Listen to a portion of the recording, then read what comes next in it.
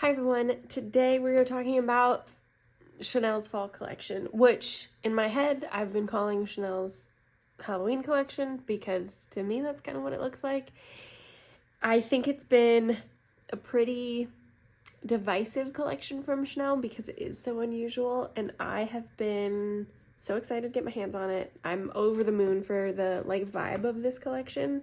There are a lot of pieces of the collection, but in other ways it feels like it's not a very large collection. So we'll go into it straight away. There are two eyeshadow quads. One was sort of like a rusty pink quad, and I did not get that one. I got the weird one. Oh, hold on. Let me get those out. This is the Divination quad. Purples, greens, yellows. And it is, like I said, it's called the Divination quad. It just has like a little bit of a spooky vibe. And then the two blushes they're called Les Terreaux de Chanel. We have Blood Orange, which I feel like they called it Blood Orange to make it a spookier sounding name. And the embossing on this is so detailed because it truly, it's a stack of cards, and they do stack on each other, which is, it's not just printed on there, truly is like a terrain difference, which is kind of cool. I have a feeling that those lines are going to disappear immediately once a brush touches them.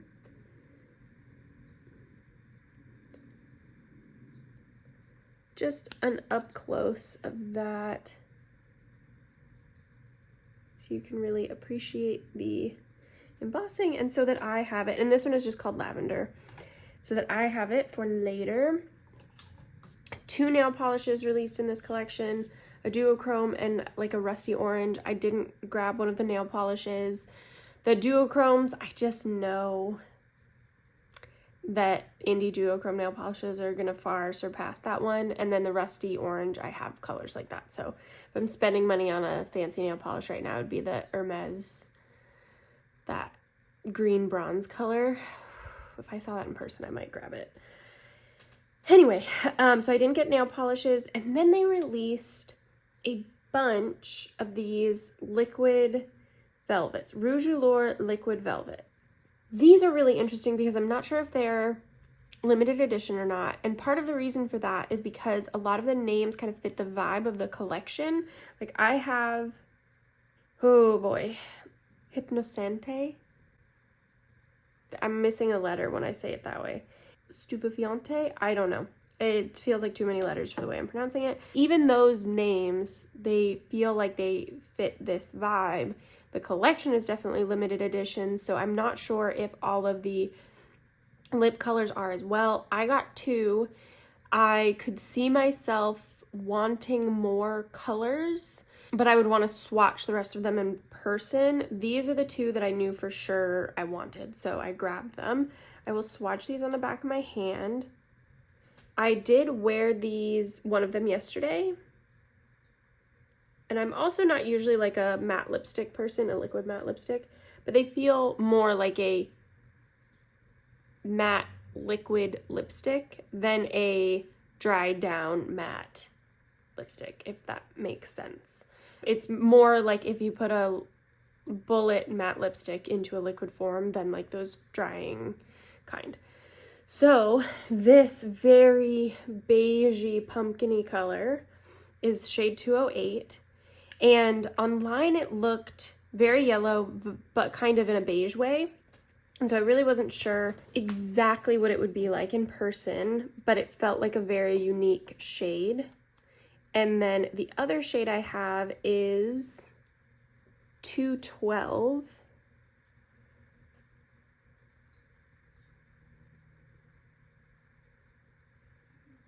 So just kind of a darker orange. And I love an orange lip, so I was very excited for those. And then they also released 3 new lip liner shades. I like the Chanel lip liner formula a lot, and I'm recently really getting into lip liner. That's kind of new for me, but it means I've been trying a lot of formulas. These 2 shades, very in my wheelhouse, so I grabbed them. The shade that I did not grab is a dark brown that I do kind of want, but whatever. We'll see how that goes. So this is shade 198, and that is called Beige Orange. The other shade I got is 202 Beige Camel.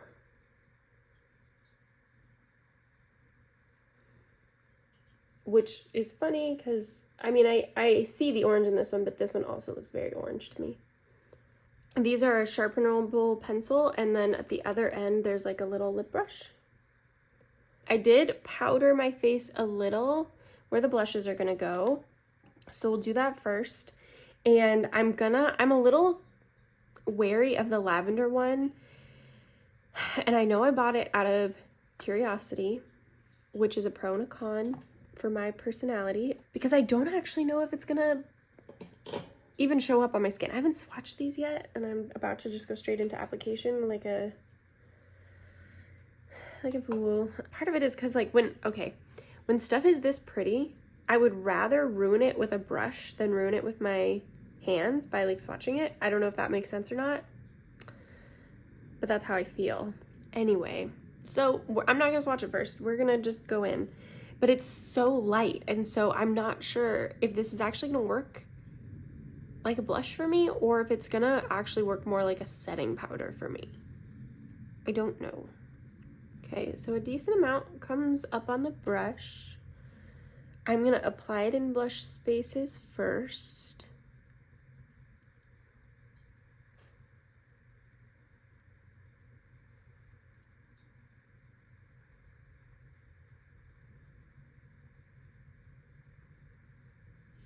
You can definitely see it a little.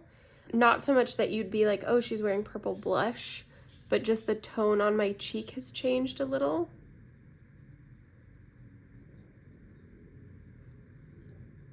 A ghostly pallor, if you will.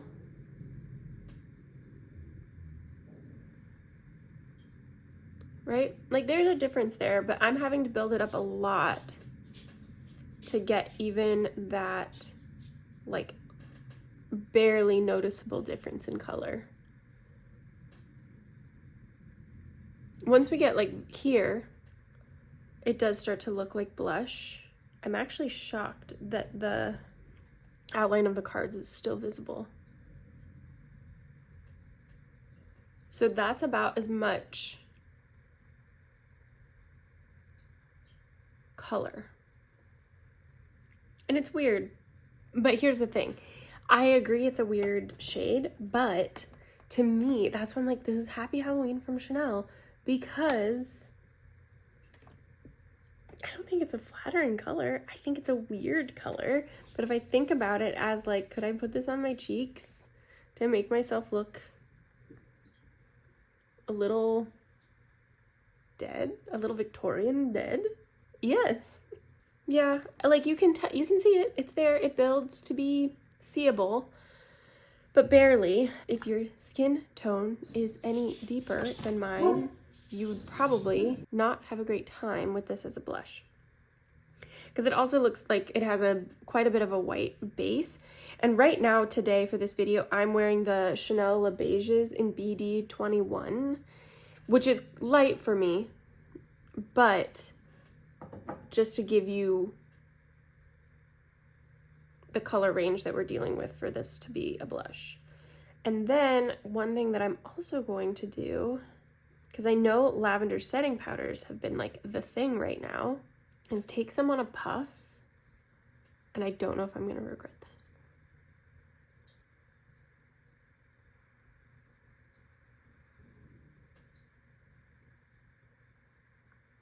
That's not bad.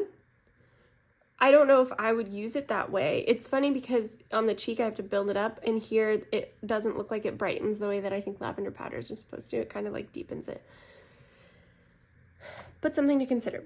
I think the lavender blush, unless you're very fair or a collector or very curious, probably a pass. It's unique, but not necessarily in a wearable way. So just keep that in mind. I'm not endorsing the purchase of the lavender blush. I just needed to know.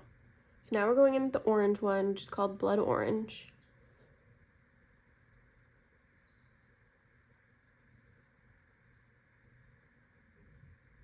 And I love this.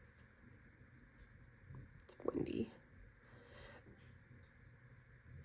This is a very pretty formula. It's a very like thin matte formula, and so it's diffusing really nicely on the cheek. That's a good color. I'm gonna go over this one with it. Also, just so you can see, gotta block my head, the little imprint is still there. Wasn't expecting that. I think it will go away with a couple of uses, but it's kind of neat that it's not immediately gone after the first use. Interesting that actually with the purple, I think it does over the orange change things a little. So I'm just gonna even that out on this side, because then it kind of layers into like a pinky apple, which is cute. Interesting. Okay, I don't mind that. Again, not endorsing that you buy both, but I like it. Now for the eyeshadows. Oh, I'm so excited. Little thingy swatches. Very light. But overall, it's a very matte collection, which is strange to me, but I'm not mad about it. Okay, do I have a plan? I'm trying to visualize the way that these colors will go together in an eye look for me.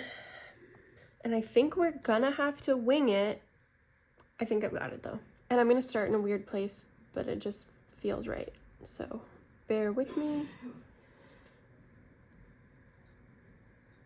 Oh, and I'm gonna do eye primer on one side, I think, just to see. Because again, these are matte. And I just wanna know. This is the lightest purple. It actually goes on quite, right? Okay, and now I'm gonna go into that yellow color, which is kind of my perfect yellow.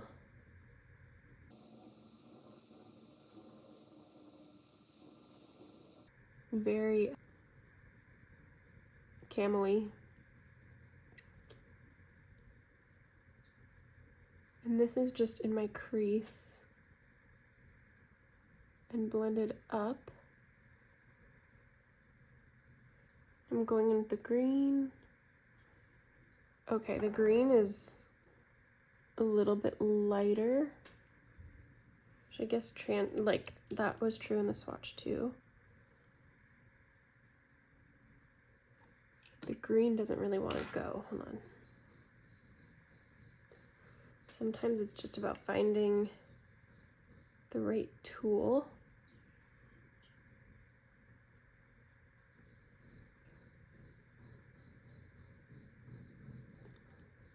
And this is why I'm going to do an eye primer on the other side. I just want to see if the pigmentation in like this weird swampy green will be a little bit easier over an eye primer. But it's there, right? We got it. And I'm just blending that green up into yellow, and then I'm gonna take a little bit more of this light purple and bring it up right here. And then I'm taking the dark purple, just gonna deepen up my outer corner with it.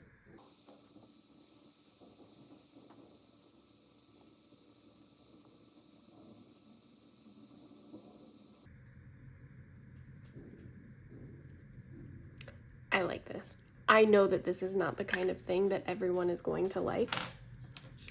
So I would say know yourself before committing to this collection, because you truly aren't getting anything except what you are seeing. So if it doesn't look like the kind of thing you would like, you are probably correct. It's weird how that dark purple doesn't really seem to I want to go on my bottom lash line. I feel like this is the only time in my life I've wanted to use those sponge tip applicators. But sometimes that, like, the firmness of them is a good thing. I like this look. Okay, let me get an eyeshadow primer out. This is the NARS eyeshadow primer that might be discontinued, but it's what we have. I'm gonna do a different order of operations. I'm gonna do the green down first, all over the lid. So that's trying with the brush that I tried at first. I think I am getting a little bit more adhesion with the eyeshadow primer. I'm gonna try a bigger brush.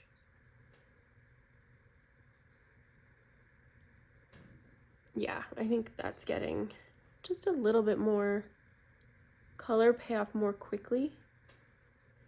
And again, these are matte eyeshadows, so sometimes with a thinner matte formula, your pigmentation will be more buildable, which means if you want to build it quickly, something that's tacky as a base can be really helpful. And then that's the yellow color. And then we'll do the dark purple. It is occurring to me that what I probably should have done is 2 different looks so that we could really talk about different ways to use this color story. I like this, but I recognize that the reason I like it is because it's quite spooky. And it's Halloween, so that'll do it for me. I have 2 ideas for possible eyeliner in the waterline. That was Victoria Beckham Sour Apple. And then this is the Natasha Denona Yellow. No, it's called something, hold on. Fuchsia. Let's do green. I think it'll look weirder. I think you know if this quad is for you. It's not gonna be anything except what it is. And because they made 2 quads, the other quad is much more neutral, but they are both all matte. And as usual, I think mascara really like it changes the game. I want to give you a sense of the lip liners and the matte lipsticks separately, because that's one of the things that drives me nuts in reviews is when people put on a lip liner and then put a lipstick on top of it and do it in such a way that you can't really appreciate the 2 separately. And I don't know why that's such a big thing to me, but it is. So we'll go in with the lip liners first. This is the shade 198. These are very creamy and they do dry down pretty well.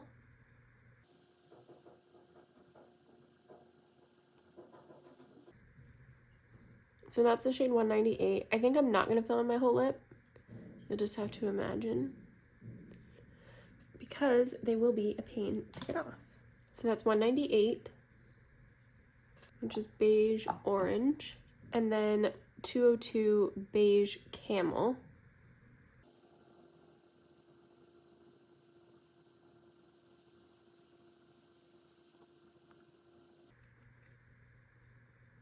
Which I hope you can see, like, it is more orange than beige orange. A little darker.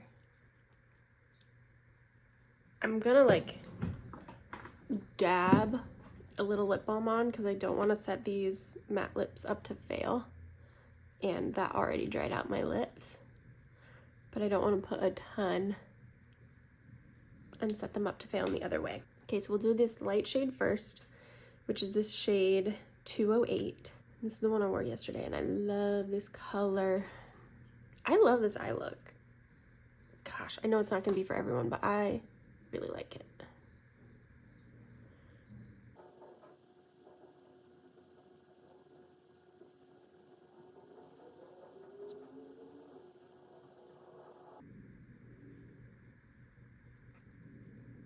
See, it's such a yellow, like a yellow, brown, orange. Like this is a color that's kind of like my perfect color. It's not quite the same, but I had a custom bite lipstick made that has like similar vibes. And these are the Gucci like slim. This is Louise orange, and this is Lucy Dark Orange. The Louise Orange is pretty close, but in like a sheer glossy. Moral of the story is Louise Orange from Gucci in its iterations is similar, though the formulas of course will be different, but it has that same like yellow, orange, brown. Look at that color. Oh. So now I'm going to take this off and put the darker one on, and that one I haven't put on yet, so I'm also excited to see that. This is the shade 212.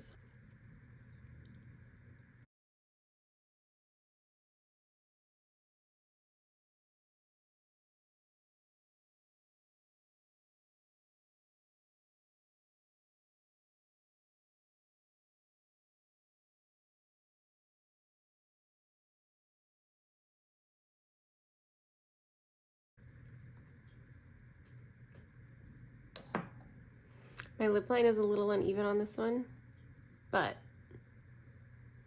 that's a beautiful color.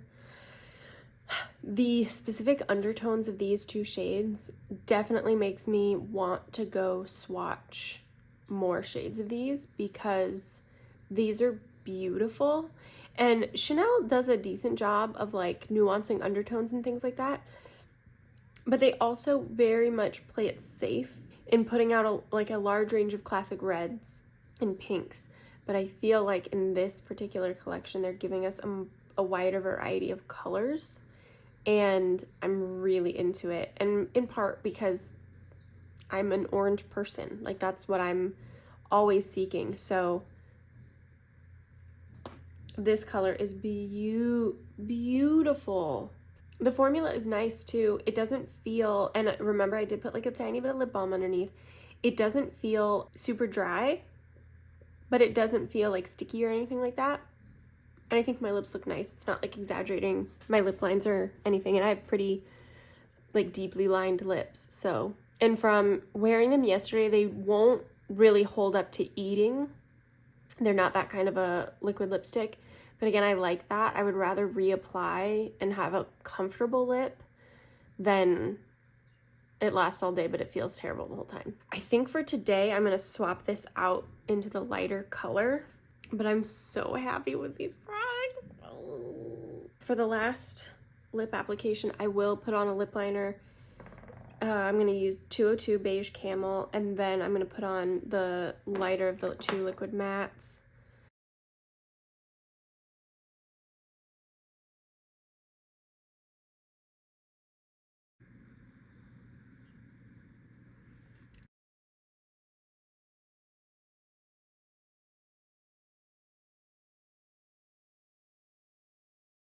All right, I think those two are like a perfect match for each other.